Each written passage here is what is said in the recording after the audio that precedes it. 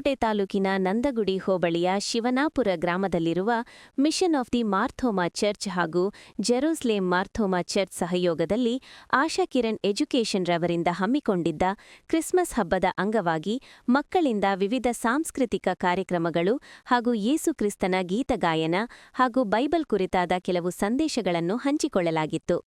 ಇನ್ನು ಕಾರ್ಯಕ್ರಮದಲ್ಲಿ ಮುಖ್ಯ ಅತಿಥಿಗಳಾಗಿ ಗ್ರಾಮದ ಹಿರಿಯ ಮುಖಂಡ ಕಲ್ಲಪ್ಪ, ಭೀಮ್ ಸೇವಾ ಸಮಿತಿ ರಾಜ್ಯಾಧ್ಯಕ್ಷ ಶ್ರೀಕಾಂತ್ ರಾವಣ್, ಕೆಂಚರಾಮಣ್ಣ, ಶಾಲಾ ಸಂಸ್ಥೆಯಲ್ಲಿ ವಿದ್ಯಾಭ್ಯಾಸ ಮಾಡಿದ ಶಿವನಾಪುರ ಗ್ರಾಮದ ಯುವ ಮುಖಂಡ ಹಾಗೂ ಮಾನ್ವಿತಾ ಎಂಟರ್ಪ್ರೈಸಸ್ನ ಮುಖಂಡ ಮುನಿರಾಜು ಸೇರಿದಂತೆ ಹಳೆ ವಿದ್ಯಾರ್ಥಿಗಳು, ಗ್ರಾಮಸ್ಥರು ಸೇರಿದಂತೆ ನೂರಾರು ಜನ ಕಾರ್ಯಕ್ರಮದಲ್ಲಿ ಹಾಜರಿದ್ದು ಕಾರ್ಯಕ್ರಮ ಯಶಸ್ವಿ ಮಾಡಿಕೊಟ್ಟರು.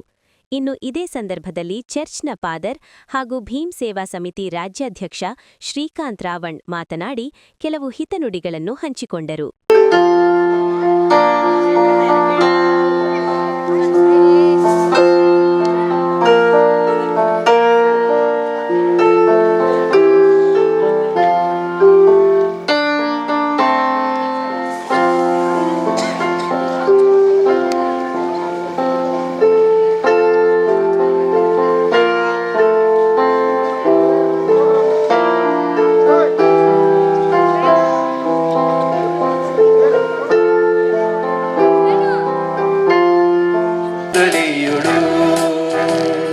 ದೇವತನಯ ಯೇಸು ಜನಿಸಿದ ಬೆತ್ಲೆಹೇಮ್ ಗೋದಲಿಯೊಳು ದೇವತನಯ ಯೇಸು ಜನಿಸಿದ ಸಂತೋಷ ಉಂಟಾಯಿತು ಹುಟ್ಟಿದ ರಾಜನು ಹುಟ್ಟಿದ.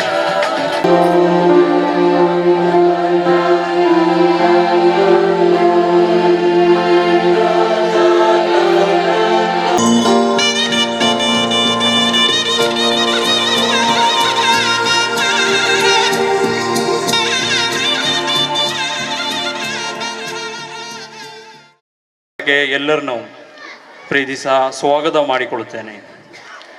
ಶಿವನಾಪುರ ಮಿಷನ ಕ್ರಿಸ್ಮಸ್ ಸಮಾರಂಭವು ಈ ಗ್ರಾಮದ ಎಲ್ಲರಿಗೂ ಸಂತಸವನ್ನು ನೀಡುವ ಹಬ್ಬವಾಗಿದೆ. ಕ್ರಿಸ್ಮಸ್ ಅಂದರೆ ಏನು? ಯೇಸು ಸ್ವಾಮಿಯ ಜನನವು ನಾವು ಕ್ರಿಸ್ಮಸ್ ಅನ್ನು ಆಚರಿಸುತ್ತೇವೆ. ಯೇಸು ಸ್ವಾಮಿಯ ಜನನವು ಯಾಕೆ ನಾವು ಇದೇ ರೀತಿಯಾಗಿ ಆಚರಿಸಬೇಕು? ಯೇಸು ಸ್ವಾಮಿ ಜನನವು ಪಾಪದಲ್ಲಿ ಬಿದ್ದು ಹೋದಂಥ ಸರ್ವ ಜನರ ಬಿಡುಗಡೆಗಾಗಿಯೇ ಈ ಭೂಮಿಗೆ ಬಂದದು. ಪ್ರಯಾಸಗಳ ಮಧ್ಯದಲ್ಲಿ ಇರುವಂಥ ಎಲ್ಲರಿಗೂ ಇರುವ ಅನ್ಯೋನ್ಯತೆಗೆ ಆಗಿದೆ ಯೇಸು ಕ್ರಿಸ್ತನ ಜನನವು. ನಮಗೆ ಇಲ್ಲಿ ಒಂದು ಗೋದಲೆ ನೋಡುವುದಕ್ಕೂ ಕಾಣಲು ಸಾಧ್ಯವಾಗುತ್ತದೆ. ಅದರಲ್ಲಿ ಯೇಸು ಕಂದನನ್ನು ನೋಡಲಿಕ್ಕೆ ಬಂದಂಥ ವಿವಿಧ ವ್ಯಕ್ತಿಗಳನ್ನು ಕಾಣುತ್ತೇವೆ.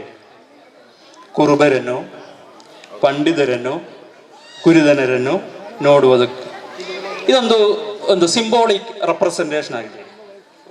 ಆದ್ದರಿಂದ ನಾವು ಹೇಳುವುದು ಯೇಸು ಸ್ವಾಮಿಯ ಜನನವು ಸರ್ವರಿಗೂ ಉಂಟಾಗುವಂಥ ಮಹಾ ಸಂತೋಷಂ ಎಂಬುದಾಗಿ. ಎಲ್ರಿಗೂ ಜೈ ಭೀಮ್, ಶುಭ ಸಂಜೆಯ ಶುಭಾಶಯಗಳನ್ನು ಕೋರ್ತೇನೆ.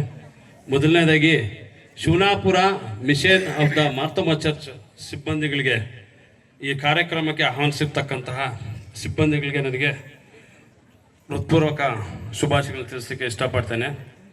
ಇವತ್ತು ವಿಶೇಷ ಹಾಗೂ ಸಂತೋಷ ಪಡುವಂಥ ಸುದ್ದಿ ಏನಪ್ಪ ಅಂತ ಹೇಳಿದ್ರೆ, ನಾನು ಸಹ ಇದೇ ಸಂಸ್ಥೆಯಲ್ಲಿ ಓದಿರ್ತಕ್ಕಂತಹ ಯುವಕ ಹಾಗೂ ವಿದ್ಯಾರ್ಥಿ ಆಗಿರ್ತೀನಿ. ಇವತ್ತು ಭೀಮ್ ಸೇವಾ ಸಮಿತಿ ಎಂಬ ಒಂದು ಆರ್ಗನೈಸೇಷನ್ನ ಫೌಂಡರ್ನಾಗಿರ್ತೀನಿ, ಸಂಸ್ಥೆಯ ಒಂದು ಸಾಮಾಜಿಕ ಹೋರಾಟಗಾರನಾಗಿರ್ತೀನಿ ಮತ್ತು ಸಮಾಜಮುಖಿ ಕೆಲಸಗಳನ್ನ ಮಾಡ್ಕೊಂಡು ಬರ್ತಕ್ಕಂತಹ ನಮ್ಮ ತಂಡ ಭೀಮ್ ಸೇವಾ ಸಮಿತಿ ಸಂಘಟನೆ ನಮ್ಮದಾಗಿರುತ್ತೆ.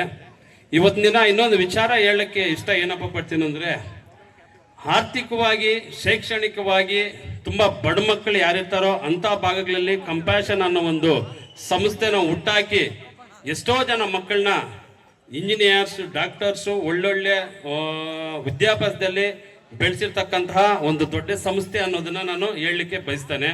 ಹಾಗೂ ಈ ಸಂಸ್ಥೆನ ಮೊದಲನೇದಾಗಿ ಸ್ಥಾಪನೆ ಮಾಡಿರೋರು ಮೇ ಬಿ ರೆವರೆಂಡ್ ಹೆವರೇಟ್ ಸ್ವಾನ್ಸನ್ ಅಂತ ನನ್ನ ಒಂದು ಅಭಿಪ್ರಾಯ ಹಾಗೂ ಅವರೇ ಆಗಿರ್ತಾರಂತ ಹೇಳಲಿಕ್ಕೆ ಇಷ್ಟಪಡ್ತೀನಿ. ಹಾಗೂ ಇವತ್ತಿನ ದಿನ ನಾನು ಸಮಾಜದಲ್ಲಿ ಒಳ್ಳೆ ಕೆಲಸಗಳು ಮಾಡಬೇಕಂದ್ರೆ ನನ್ನ ಸ್ಫೂರ್ತಿ ಅಂದರೆ ಕಂಪ್ಯಾಷನಿಂದನೇ ನಂಗೆ ತೆಗೆದುಕೊಂಡಿರ್ತೀನಿ. 3ನೇ ತರಗತಿಯಿಂದ 10ನೇ ತರಗತಿವರೆಗೂ ಹೊಸಕೋಟೆಯಲ್ಲಿರುವಂತಹ ಗ್ರೇಸ್ CDC I1364 ಅನ್ನೋ ಒಂದು ಸಂಸ್ಥೆಯಲ್ಲಿ ನಾನು ಓದಿರ್ತೇನೆ. ಒಳ್ಳೆ ಬಟ್ಟೆ ಆಗಲಿ, ಇವತ್ತಿನ ದಿನ ಒಳ್ಳೆ ಕಾರಲ್ಲಿ ನಾನು ಓಡಾಡಬೇಕಂದ್ರೆ ಅಲ್ಲ ಅವ್ರು ನನಗೆ ಕೊಟ್ಟಿರುವಂಥ ವಿದ್ಯೆ, ಬುದ್ಧಿ, ಶಕ್ತಿ ಇವತ್ತವರೆಗೂ ಅದನ್ನು ಸ್ಫೂರ್ತಿಯಾಗಿ ತೆಗೆದುಕೊಂಡು ಸಮಾಜದಲ್ಲಿ ಇವತ್ತು ನಾನು ಎಷ್ಟೋ ನಮ್ಮ ತಂಡ ಸರ್ಕಾರಿ ಶಾಲೆಗಳನ್ನ ಬುಕ್ಸ್ ಕೊಡೋದಾಗ್ಲಿ, ಬ್ಯಾಗ್ಸ್ ಕೊಡೋದಾಗ್ಲಿ, ಎಲ್ಲಿ ಅನ್ಯಾಯ ನಡೀತೋ, ಎಲ್ಲಿ ಬಡವ್ರ ಮೇಲೆ ದೌರ್ಜನ್ಯ ನಡೀತೋ ಅಂತ ಭಾಗದಲ್ಲಿ ನಮ್ಮ ತಂಡ ಭೀಮ್ ಸೇವಾ ಸಮಿತಿ ತಂಡ ಅನ್ನೋದು ಇವತ್ತಿನ ದಿನ ನಾವು ಓಡಾಡಿ ಅವ್ರಿಗೆ ನ್ಯಾಯ ಒದಗಿಸ್ಕೊಡ್ತಾ ಇದ್ದೀರಿ ಅಂದರೆ ಇವತ್ತಿನ ದಿನ ಅದೇ ಒಂದು ಕಂಪ್ಯಾಷನಲ್ಲಿ ನಮಗೆ ವಿದ್ಯೆಯನ್ನು ಕಲಿಸ್ಕೊಟ್ಟಂತಹ ಶಿಕ್ಷಕರು ಆ ಒಂದು ಸಂಸ್ಥೆ ಆಗಿರುತ್ತೆ ಅಂತ ಈ ಒಂದು ಸಮಯದಲ್ಲಿ ನಾನು ಹೇಳಲಿಕ್ಕೆ ಇಷ್ಟಪಡ್ತೇನೆ. ಹಾಗೂ ಮಕ್ಕಳೇ ಇನ್ನೊಂದು ಹೇಳ್ತೀನಿ, ದಯವಿಟ್ಟು ಈ ಕಂಪ್ಯಾಷನ್ ಅನ್ನೋದು ಆರ್ಥಿಕವಾಗಿ, ಶೈಕ್ಷಣಿಕವಾಗಿ ಯಾರು ತುಂಬ ಬಡ ಮಕ್ಕಳಿರ್ತಾರೋ ಅವ್ರಿಗೆ ಇದೊಂದು ಅದೃಷ್ಟ ಅನ್ಕೊಂತೀನಿ. ಮನೆಗಳಲ್ಲಿ ಇವತ್ತಿನ ನಾವು ಒಂದು ಬುಕ್, ಒಂದು ಪೆನ್ ತಗೊಳ್ಬೇಕಾದ್ರೆ ನಮ್ಮ ಕೈಯಲ್ಲಿ ಆಗದೆ ಇರೋದನ್ನ ಈ ಒಂದು ಸಂಸ್ಥೆ ಮುಂದೆ ನಿಂತ್ಕೊಂಡು ನಮಗೆ ಒಳ್ಳೆ ಬಟ್ಟೆ A to Z ಗ್ರಾಸರಿ ಏನೇನು ಬೇಕೋ ಆ ರೀತಿ ಪ್ರತಿಯೊಂದನ್ನು ನಮ್ಗೆ ಇವತ್ತು ತಲುಪಿಸ್ಕೊಡ್ತಾ ಇದ್ದಾರೆ. ಅಂದರೆ ನಮ್ಮನ್ನ ಒಳ್ಳೆ ದಾರಿಯಲ್ಲಿ ನಡೆಸಿ ನಾವು ಆರ್ಥಿಕವಾಗಿ ಚೆನ್ನಾಗಿ ಬೆಳಿಬೇಕು, ಸಮಾಜದಲ್ಲಿ ಒಳ್ಳೆ ವಿದ್ಯಾಭ್ಯಾಸವನ್ನು ಪಡ್ಕೊಂಡು ಒಳ್ಳೆ ಸ್ಥಾನದಲ್ಲಿರಬೇಕು ಅಂತ ಹೇಳ್ಬಿಟ್ಟು ಕೊಡ್ತಾ ಇದ್ದಾರೆ. ಮೊದಲನೇದಾಗಿ ಶಿಸ್ತು ಅನ್ನೋದನ್ನ ನಾನು ಕಲ್ತಿದ್ದೆ, ಶಿಸ್ತು ಅನ್ನೋದನ್ನ ಈ ಕಂಪ್ಯಾಷನಲ್ಲಿ ಆ ಶಿಸ್ತನ್ನು ನಾನು ಕಲಿತು ಒಳ್ಳೆ ವಿದ್ಯಾಭ್ಯಾಸವನ್ನು ಪಡ್ಕೊಂಡು ಟೈಕೋ ಎಲೆಕ್ಟ್ರಾನಿಕ್ಸ್ ಅನ್ನೋ ಒಂದು ಕಂಪ್ನಿಯಲ್ಲಿ ನಾನು ಕೆಲಸ ಪಡ್ಕೊಂತಾನೆ, MNC ಕಂಪ್ನಿಯಲ್ಲಿ. ಅದು ನನ್ನ ಊಹೆ ಕೂಡ, ಕನ್ಸಲ್ಲಿ ಕೂಡ ಅಂದ್ಕೊಂಡಿರಲ್ಲ. ಅದಕ್ಕೆ ಕಾರಣ ಈ ಒಂದು ಕಂಪ್ಯಾಷನ್ ಅನ್ನೋದಕ್ಕೆ ಹೇಳೋದಕ್ಕೆ ನಾನು ಇಷ್ಟಪಡ್ತೇನೆ. ಅದೇ ರೀತಿ ನಾನು ಸಹ ತುಂಬ ಬಡ ಕುಟುಂಬದಲ್ಲಿ ಬಂದಿರ್ತಕ್ಕಂತಹ ವಿದ್ಯಾರ್ಥಿ ಆಗಿರ್ತೀನಿ. ಹಾಗೂ ಇವತ್ತಿನ ಇದ್ರ ಬಗ್ಗೆ ಎಲ್ಲ ನಾನು ಓದಿ ತಿಳ್ಕೊಂಡು ಇವತ್ತು ಸಂವಿಧಾನ ಅನ್ನೋದು ಬಾಬಾ ಸಾಹೇಬ್ ಅಂಬೇಡ್ಕರ್ ಅವರ ಸಿದ್ಧಾಂತಗಳ ಒಳಗಡೆ ನಾನು ಸಹ ಕೆಲಸ ಮಾಡ್ತೇನೆ. ಸಂಘಟನೆ, ಹೋರಾಟ ಅನ್ನೋದನ್ನು ಮಾಡ್ತಾ ಇರ್ತೀನಿ. ನಮ್ಮ ತಂಡ ಸುಮಾರು ಭಾಗಗಳಲ್ಲಿ ನಮ್ಮ ತಂಡ ಸುಮಾರು ಕೆಲಸಗಳನ್ನ ಮಾಡ್ತಾ ಇರ್ತೀರಿ. ಅದೇ ರೀತಿ ಮುಂದಿನ ದಿನಗಳಲ್ಲಿ ನಿಮ್ಮ ಜೊತೆ, ಈ ಸಂಸ್ಥೆ ಜೊತೆ ನಾವು ಕಷ್ಟಕ್ಕೂ ಸುಖಕ್ಕೂ ನಾವು ವಿದ್ಯೆ ಪಡೆದು ನಾವು ತಿಂದಿರ್ತಕ್ಕಂಥ ಊಟಕ್ಕೆ ನಾವು ಋಣ ತೀರ್ಸಕ್ಕಾಗಲ್ಲ.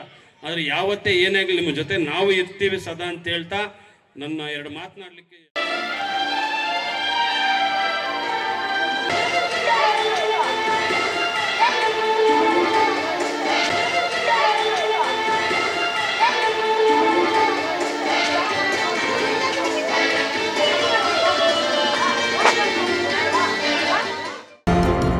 HR ನ್ಯೂಸ್ ಕನ್ನಡ, ಸ್ಥಳೀಯ ಸುದ್ದಿ ಸಮಾಚಾರಗಳ ಆಗರ.